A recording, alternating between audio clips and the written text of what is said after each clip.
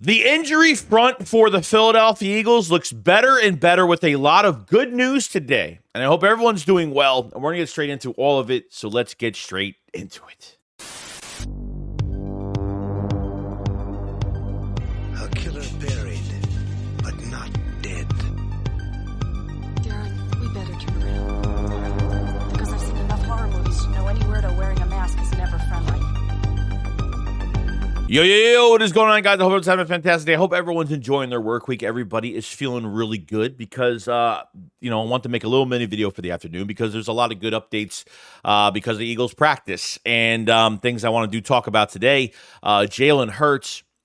Now, Jalen Hurts didn't practice. Everybody was figuring that there was something going on with him today. I don't know what was going on. He didn't do individual drills or nothing like that. Kenny Pickett took most of the reps. So it's starting to look like it was a rest day for Jalen Hurts. I think everybody was kind of worried what was going on here, but I think it's a rest day, nothing to worry about. And some guys deserve rest days, especially starting quarterbacks. It happens. You got 2 games you got to play next week. So you want to rest some guys sometimes. So Hurts takes the day off. It looks like. Haven't heard anything about injury, so we'll see what's going on with that. Saquon Barkley, NFC Offensive Player of the Week. Well deserved of that. I think we all know this from the type of week and seeing everybody's reactions. And can't wait to see the unscripted episode this week of the game and stuff, so very excited for that. Saquon Barkley did not practice at all. And trust me, I have no issue with sitting Saquon Barkley in practice, not even dressed, nothing.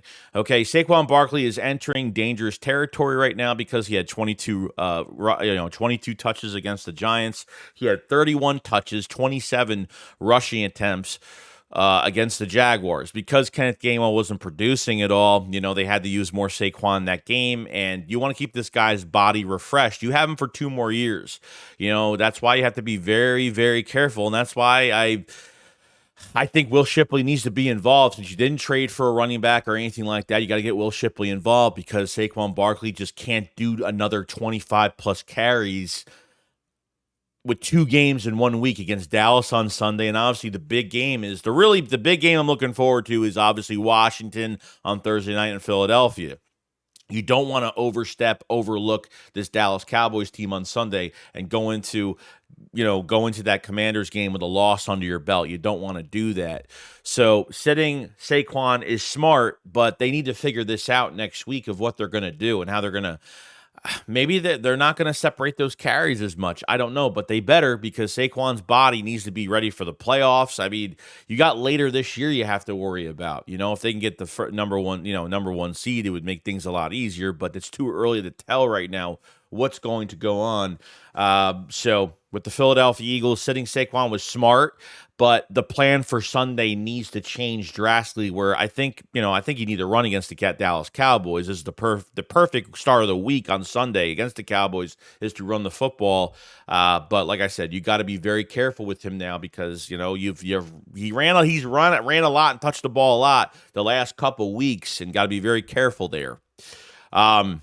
It looks like A.J. Brown is back at practice. He's jogging, he's running, he's catching balls. He's pretty much doing the norm. This is big. This is really big news. So I'm starting to wonder now, is A.J. Brown going to play on Sunday? For me, I don't think you need A.J. Brown to win this game on Sunday. To sit him on Sunday, let him rest for a few more days for that Thursday night game is where it's going to matter the most. And on top of everything else, after Thursday night, he could rest for a few more days if he's still uncomfortable or, I don't know where he is right now, but if he's on the field and he's running and if there's got to be no swelling in that knee as of right now.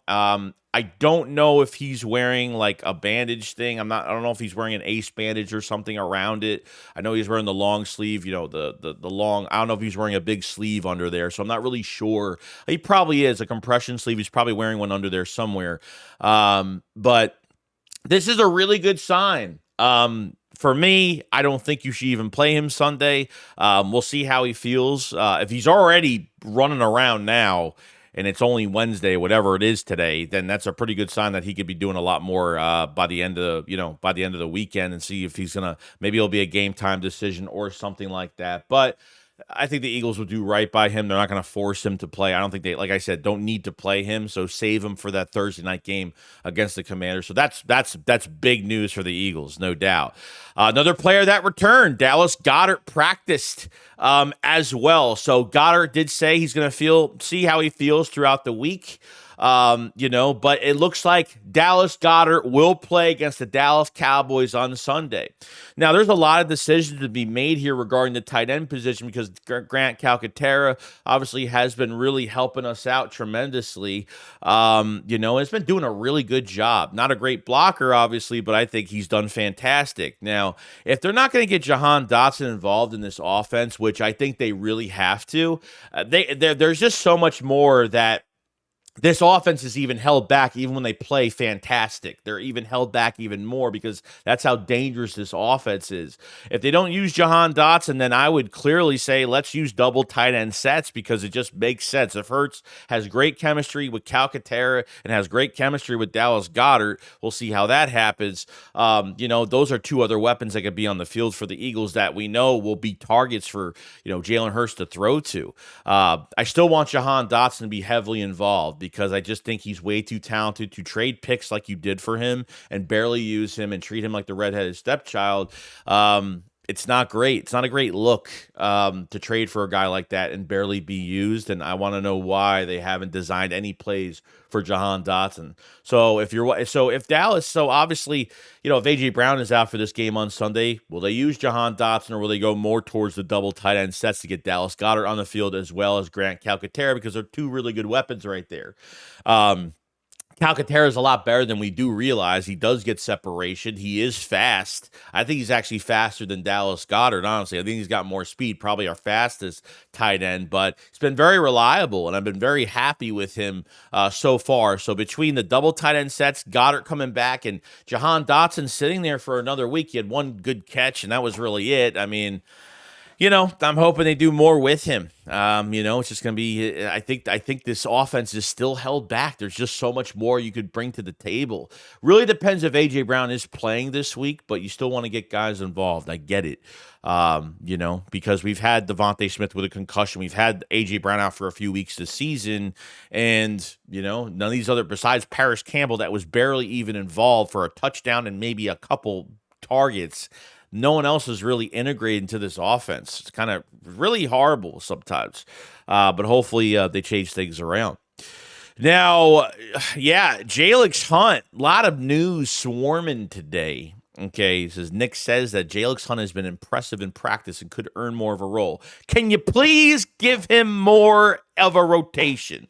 Not 5 snaps, not 6 snaps. I want to see him at least, I don't know, 15, even 18%, 20% if they can get him there in the rotation. Okay, you didn't trade for a defensive end. Obviously, there's a reason why they didn't. Fangio had a lot of control over that decision. And I absolutely get it because I still think there are players that deserve more chances. As much as they didn't trade Bryce Huff when he was on the trade block, he's been pretty much a disappointment. Josh Sweat has been hot and cold. Nolan Smith has had 2.5 sacks the last 4 games. Hopefully he can build on that a little bit more. But Jalyx Hunt is probably going to be your best perimeter type defensive end. The best defensive end that goes in coverage, because we've seen it we've seen it the whole season so far. We've seen Nolan Smith on Jamar Chase at the end zone. We've seen Malik Neighbors against, Josh Sweat first play of the game. We've seen Malik Neighbors against Brandon Graham where he just touches him and does nothing. I don't get what these ends are supposed to do. This offseason program, what we saw in training camp, the preseason games from Jalyx Hunt at 6'3", 252 pounds, that man can cover tight ends out of coverage. I'm talking out of coverage as an end, can cover tight ends, can cover running backs. I mean, there's a lot of talent here. This is another potential protege Zach Bond type player that's going to fit so well in Philadelphia under Vic Fangio's scheme. Jalyx Hunt might be one of those primetime players. The problem is we haven't played him that much. We haven't done anything with him, barely. We haven't even touched the surface of what Jalyx Hunt can do. I've been pushing for this the last few weeks, And they really haven't done what I've asked, even with Fangio saying that he's going to have a bigger role in this defense and deserves more into the rotation. That's what I like about Vic Fangio, because he will put guys in certain positions and will get guys more reps if they're deserving of them, every single week. But Jalyx Hunt needs to get into this defense. He needs to get it more in the rotation. I'm hoping to God they keep their word, because if I go through another game, I mean, I know it's against the Cowboys. I know, I want to get a rush. I want to get a pass rush. I get it. I think the Eagles have I don't know if they have 16 sacks on the season, something like that so far as a group right now. I think Jalyx Hunt, I think could be, as much as I think he's good in coverage and he has high football IQ, can get off blocks. I want to see Jalyx Hunt in more of a pass rush setting, what he looks like there.